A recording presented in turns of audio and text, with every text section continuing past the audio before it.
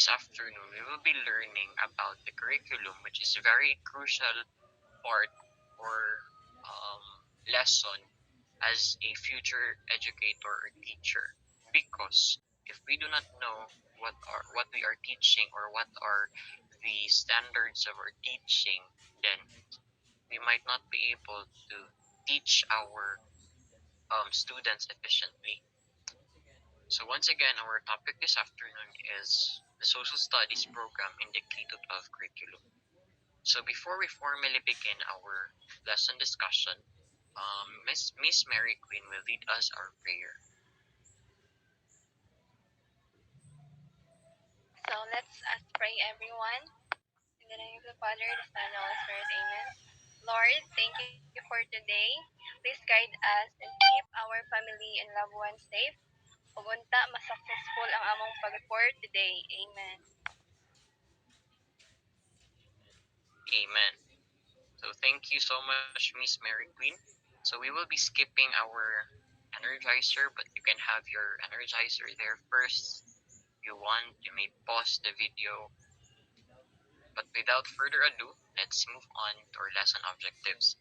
So what we are aiming this afternoon is that at the end of the lesson, you should be able to describe the K to 12 Araling Panlipunan in grades 1 to 12 and understand its conceptual framework. So since you're learning about the curriculum, you should be learning it by heart this afternoon. And you should be able also to comprehend or understand what is its conceptual framework. So don't worry, we'll be discussing that as we move on to this discussion.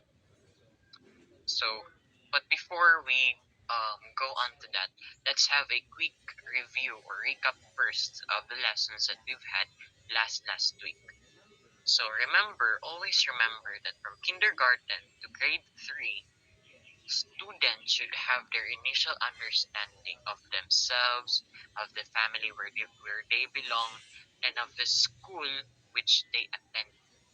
So it is very crucial for them because their intelligence or their intelligence or their understanding is still very um gamay pa gyud kayo, like immature pa sila ning part, and they learn by um mimicking what they have um seen kung silang kakakita ilang ginaawat.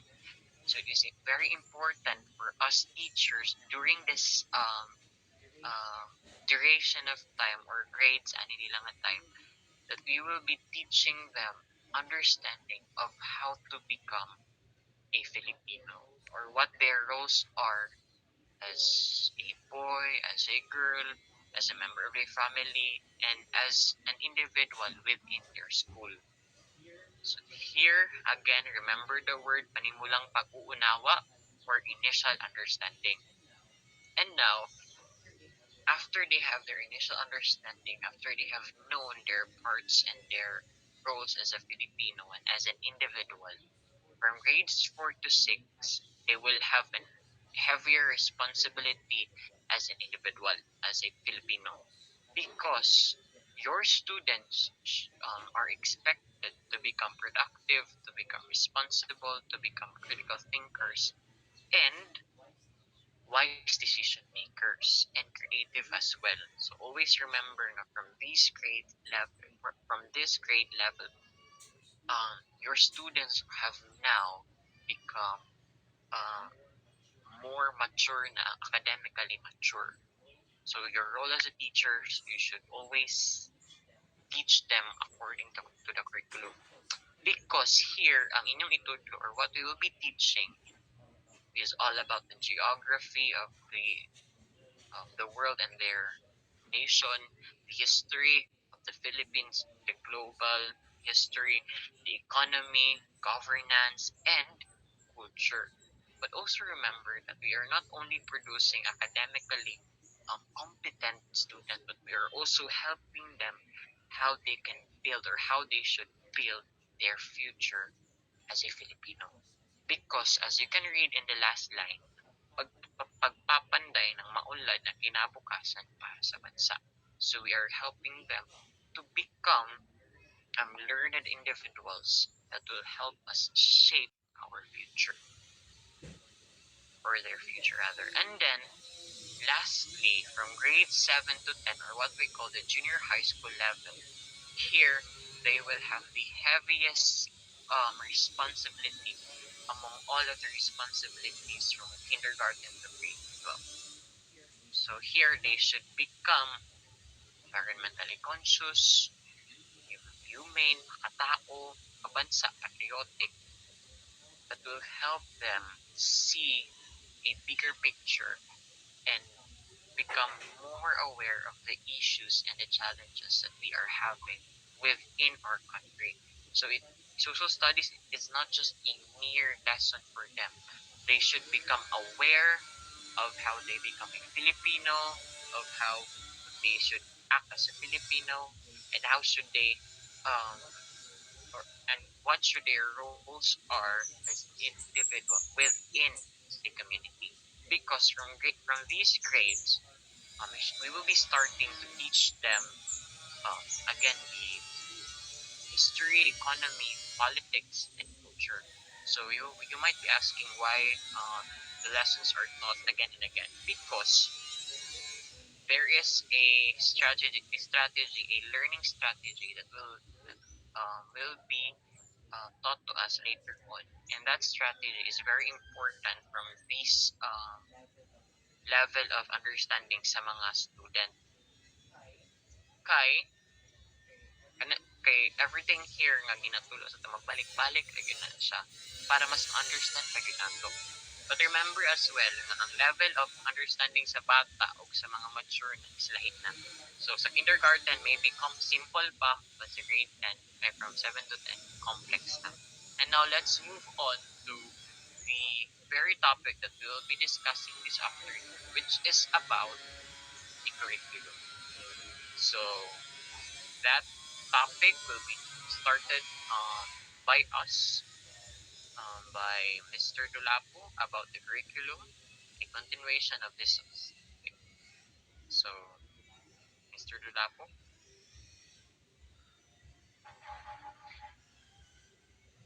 Okay, so thank you for that recap, no, Mr. Estrera. So, okay, class, so let's proceed to the 7 themes of social studies. So, from grade 1 to grade 12, social studies or Aralin Panlipunan lessons are organized into 7 themes. So, those 7 themes will help guide what students should learn and do in Aralin Panlipunan. So, what are those 17 class? So first we have Tao, Kapaligiran at Lipunan. So here we will know how people, environment, and society are connected. So as we know, class, that we depend on our environment for almost everything, such as food, water, and even resources. But we also have to know that our environment depends on us because our action can affect can affect our environment. That is why we have the society class to balance the people and then to balance it out. That's why they make rules and they um, they help protect our environment so that people can live safely and responsibly. So here class diri nato maton-an how to be environmentally conscious and or makakalikasan and what are the consequences of our actions towards our environment. So next we have panahon, pagpapatuloy at pagbabago. So here class, it helps us understand how our history shapes our present. And as we know, some of our culture, traditions, and practices before still continues nowadays. So some of those still remain, but some change or improve over time. For example, class, we have fiesta. So before up until now, fiesta is celebrated, di ba? Pero over time, our way of celebrating fiestas has changed.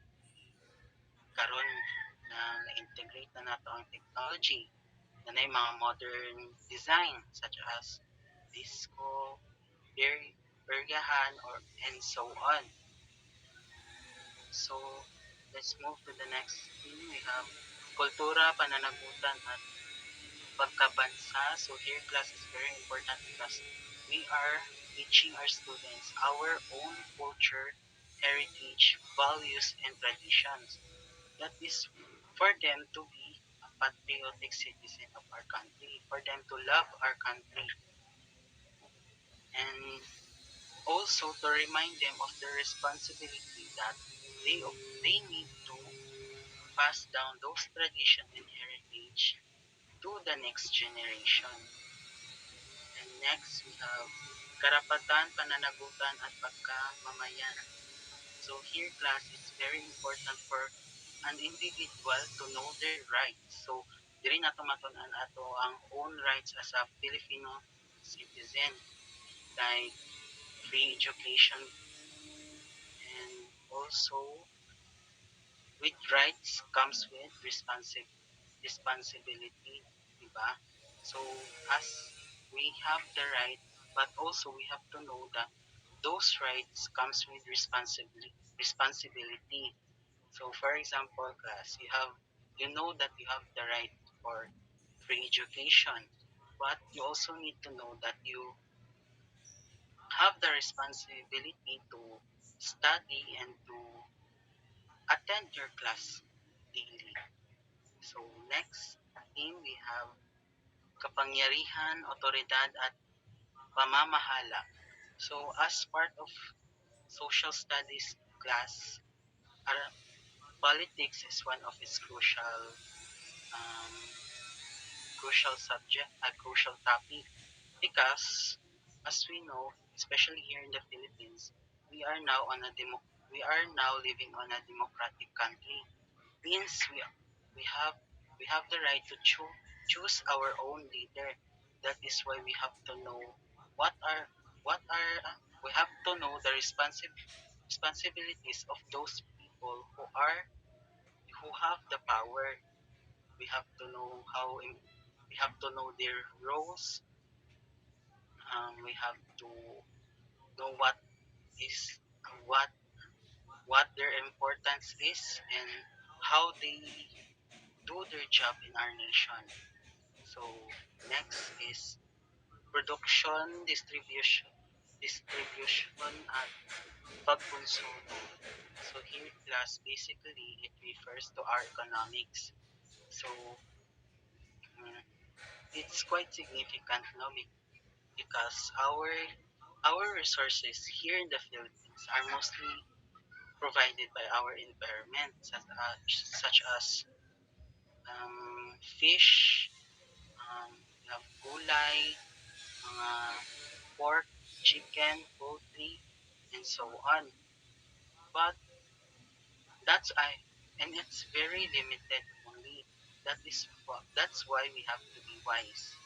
And we have to know the basic processes, rules of these processes, the production, the the distribution, and the consumption. So, for example, class, if you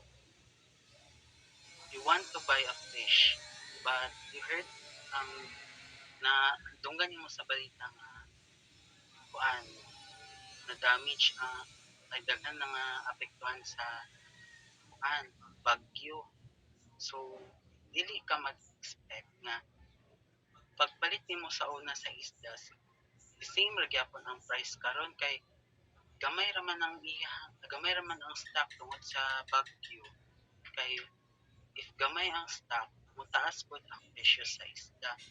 That is what the production and distribution and consumption is classed. So lastly, we have nayang pang rehiyon at pagmundo. So here it shows that no country lives alone. That is why as Philippines have we have you heard of the word I think all of us heard the word globalization, right? So through globalization, plus we can reconnect with other nations. We do trades. They sometimes they offer work opportunities for us and also tourists. So, some places here in the Philippines, no, especially kanang mga Tiyaga na places, mostly rely on tourists para mo kuan, mo tsada, ay mo kuan nilang economy. That is why it's important for us to know how to be globally aware and how to respect other cultures. So, so last next is so I will read this class. Samantala ang so in short class, Araling Panlipunan is not just memorizing.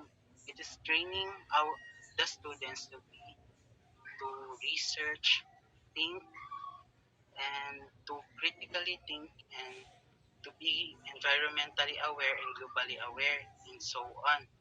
So Aralin so the word expanding class so it refers to as we progress on our education no ng aral social studies will grow even more. So as we um so like the same murag pag mo proceed ka sa grade 1, 2, 3 to up to 12 still naagyapon ng mga topic ang mga 17s but with with a deeper with a deeper topic mas deep na siya. So that's all for my part. So I before I end the discussion class, I would like to ask one question one question for you. So which of those seven themes do you find do you think is the most important out of those seven and why?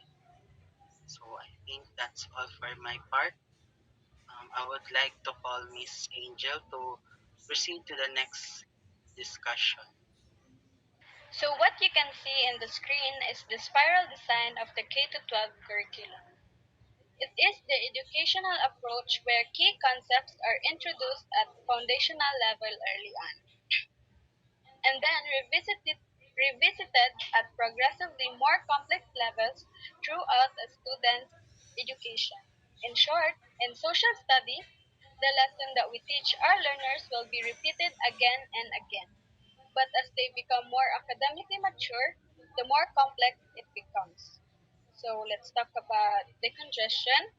Decongestion is you are slowly removing innocence from your lessons by teaching them social studies.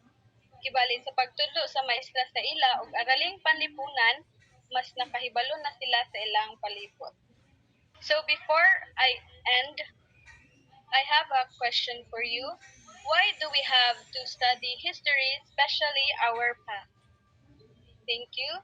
So I'm done with my part. I'm giving it to Ma'am Danica to explain her topic. Thank you. Okay, thank you, Ma'am Angelo. And now let's discuss about the Batayan ng K-12 Aralin Panlipunan.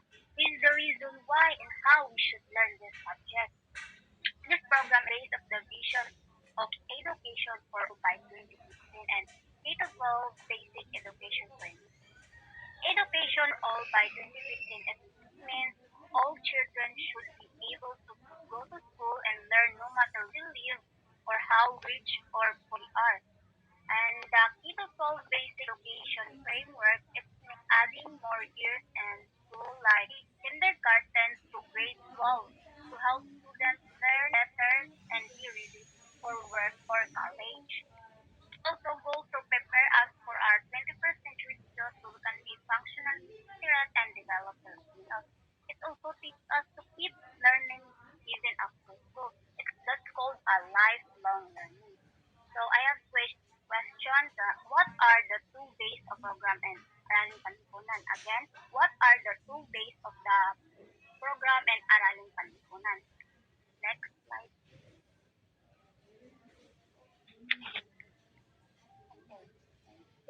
The the K-12 Araling Panlipunan teaching style followed by three theories, which is the katuto ng constructivismo, meaning connecting to a new lesson to what we already know. Second is the collaborative learning, meaning learning together and helping each other.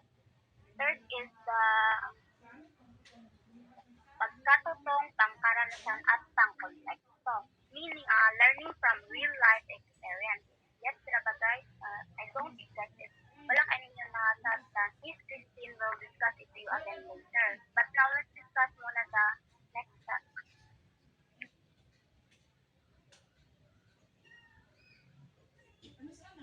Let's discuss muna ang dollar ng Lipunan. This will be discussed by Mary Queen. Thank you, that's all. So, thank you, Miss Danica. And now, let's discuss ang sakop at daloy ng AP curriculum. Any idea what is sakop at daloy ng AP curriculum? So, sakop, the AP K-12 curriculum teaches students about people, communities, and society, and it helps them to understand their identity as a Filipino and as part of the world. So, sakop means scope, daloy means flow. Again, sakop means scope, daloy means flow. And also, the student should learn the 6 important skills. So, first is pagsasaliksik. In English, research, meaning the ability to gather information. Second is pagsisiyasat. In English, investigation, meaning to meaning to examine issues or problem. Third is mapanuring malikaing pag-iisip. In English, critical and creative thinking, meaning analyzing situation or new ideas. Fourth is matalinong pagpapasya. In English, wise decision making, meaning thoughtful choices or real information. And five is because kayang paggamit ng pinagkukunang yaman. In English, sustainable use of resources, meaning use materials without wasting them. And lastly, mabisang komunikasyon or effective communication or good communication skills. Then, so before I end, here's my question. Why is it important for students to learn about people, communities, and their interactions with the environment in social studies? So the next slide will be discussed by Miss Christine. Thank you. So, thank you for that, Ma'am Mary Queen. So, I will be discussing about the theory ng pagkatuto or the learning theory. So, it is the constructivismo or constructivism. Next is the magkatuwang na pagkatuto or collaborative and active learning. And lastly, the pagkatutong pangkaranasan at pangkonteksto, the experiential and contextual learning. So, first, next slide please. So first, let's talk about constructivism. So constructivism means that students don't just memorize what the teacher says. Instead, they construct their own understanding and knowledge by connecting what they already know to new ideas. So it is constructing their own understanding and knowledge rather than passively receiving information. And the next bullet is the connecting prior knowledge to new ideas. For example, if students already know about their barangay, they can connect that knowledge when they start learning about provinces and regions. So they build something familiar to something bigger. And the next one is the collaborative and active learning. So this type of learning happens when students work together and actively participating. So active learning and participation within a group. Next is that every student has his own contribution and responsibility in a group. So for example, students can be grouped to discuss about the different Philippine heroes. So let's say that one student will research about Jose Rizal and another can focus on Andres Bonifacio and another one will share about their insights about Emilio Aguinaldo. So when the group presents, everyone has contributed something. So this way, all students are engaged and learning from each other. And lastly, it is the experiential and contextual learning. So learning through experience that relates to real world context. So experiential and contextual learning means that learning by doing and relating lessons to real life. For example, instead of just reading about government officials, students can visit the barangay hall or even interview a barangay captain. Another example is when students experience or celebrating Independence Day or joining a flag ceremony. This connects directly to the lessons about nationalism and history. So, in summary, these three approaches or learning theory are very important in K-12 social studies programs because it is not only about memorizing dates and facts, but also about understanding society, culture, history, and government in a meaningful way. So, before I will end my discussion, I will ask one question for each and every one of you.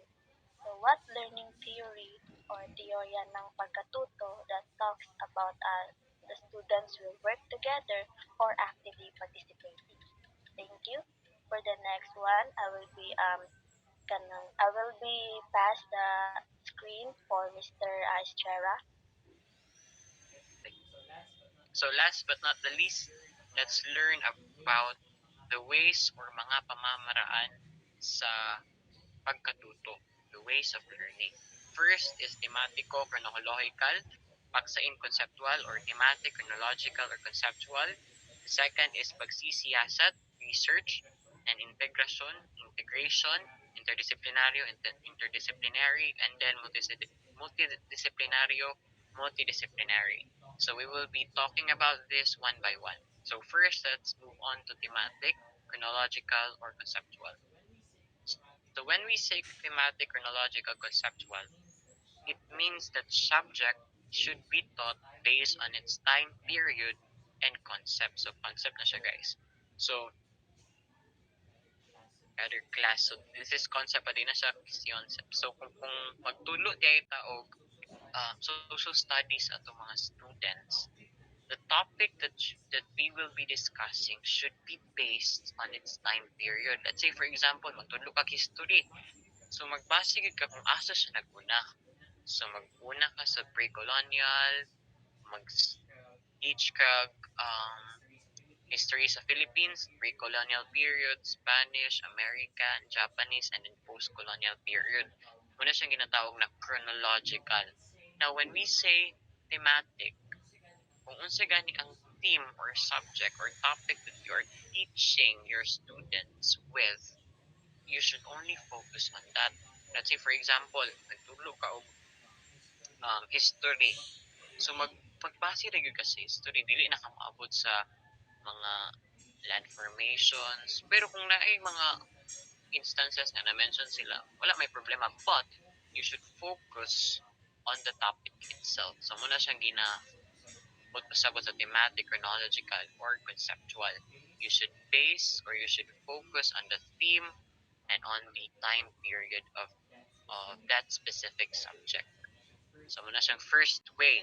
Now, the second way of teaching is researching and investigating. So, this is very important for us as a teacher's class and to our students because as teachers as we are, we should encourage our students to become researchers. Pud sila pud mismo mangita po sila sa mga informations. We should let them make assumptions of the teaching that we are teaching them. Nga maybe na ay mga maling information na itong ingon sa ila. So they can do researching, they can do investigating, and makaingon sila nga, iba mo man nga date because we teachers should become learners pod pinaagi sa itong mga students. And through this researching and investigating, the second bullet, you mentioned nga lesson should encourage critical thinking.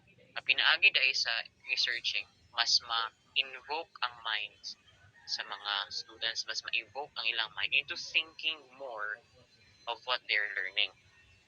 So that, and the third but not the least way is integration, multidisciplinary, and interdisciplinary. So when we say this, it means that learning should be comprehensive and encompass both global and local informations. Teachers organize the curriculum around common learnings across disciplines. When we say this, we should not only focus kung unsa ra ang naa, or dili ni siya, wala ni sila nagbangki sa katong thematic and conceptual lang. Amot pasabot ani is that when you can use many disciplines, many other things para mas effective ang learning sa students and mas maayo. Say for example, if you're teaching tawagan na ang panahon, klema, ang panahon and klema is also related to science. So you can use many disciplines in order for you to teach the panahon and klema. Magamit pa kag mga pictures about sa mga other sa mga weathers and such.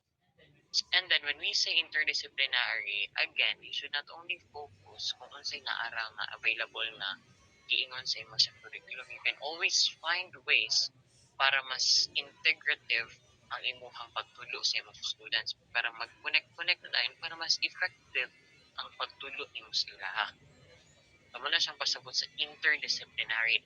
There should be learning or common learning within or across disciplines. And then integration means pag-connect sa mga information. Not just information rather, but everything. It is, kung giunsa nimo pag-connect ang tanan. Diba? And integration, globalization is also involved here. Now, all around the world, we are connected. So, bantog, ginatudo na social studies ang how these nations influence us. Because di man like independent dili ka travel abroad na may mga Filipinos are traveling abroad and we are influenced by what they are watching sa tuang cellphones, mga laptops. That is why we are learning kung unsa gyud ang lihok sa kalibutan na siya ginatawag ng globalization. So those are the three ways on how we should be teaching social studies sa atong mga students. And again, as Mr. Dolapo told us kaganina, on this progressive learning, ang strategy nga atong ginatudlo is expanding. Atong gigamit rather is expanding class. Why? Because again and again, ang mga lessons nga atong itudlo here will be taught within sa kindergarten padulong sa grade 12. Magbalik-balik na yun ang history, ang economy, governance. But, expanding siya because sa level sa understanding again sa bata is dili man same sa level of understanding sa mga young adult ay mga younger teens. So expanding meaning kakaanam expand anam kadako kakaanam og kalisod nilang lesson. So my question for you guys before I end our discussion is that among the three ways, what is the most effective ways of teaching and learning the lesson or the subject social studies? So let's do a quick recap before we end the social studies.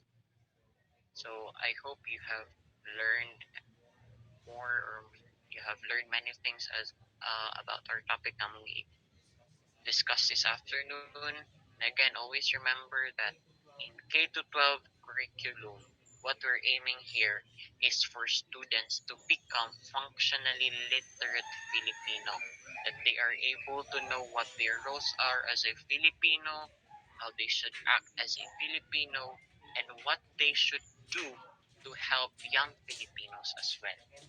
Again, thank you so much for listening. I hope you have learned many things. So thank you so much for listening, everyone. Again, I am Alan Everson B. Sarah, and my co-teachers this afternoon are I am Vincent Paul Dolapo. I am Angelo Fernandez. I am Danica Fernandez Filosofo. I am Eric Beniscol. And I am Christine Anibanilita. thank you so much.